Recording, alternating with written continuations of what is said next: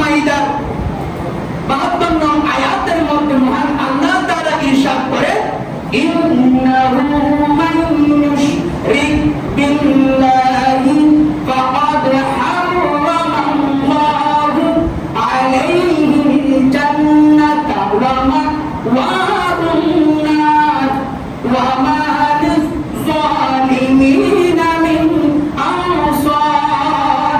অর্থাৎ কেউ আল্লাহ তাআলার সাথে শরীক করলে আল্লাহ তাআলা তার জন্য অবশ্যই জান্নাত হারাম করে দেন এবং তার ঠিকানা হবে জাহান্নাম। আর জালিমদের জন্য কোনো সাহায্যকারী নাই।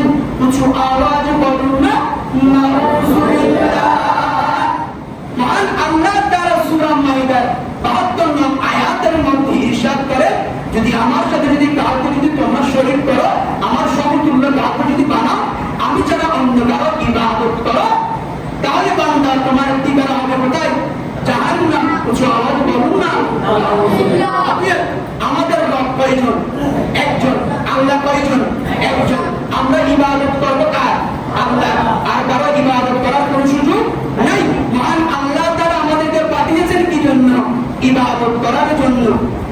অতএব আমরা শুধুমাত্র ইবাদত করব মহান আল্লাহ তাআলা।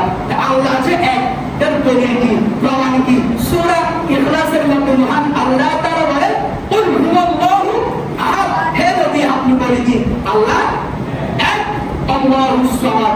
আল্লাহ অন্য ব্যক্তি, লাম ইয়ালিদ ওয়া লাম ইউলাদ, তিনি কাউকে জন্ম দেননি এবং তাকেও কেউ জন্ম দেয়নি। ওয়া লাম ইয়াকুল লাহু কুফুয়ান আহাদ, তার সমতুল্য কেউ চিৎকার দিয়ে বলেন আল্লাহু আকবার। আমরা ইবাদত করব শুধুমাত্র মহান আল্লাহ তাআলার জন্য।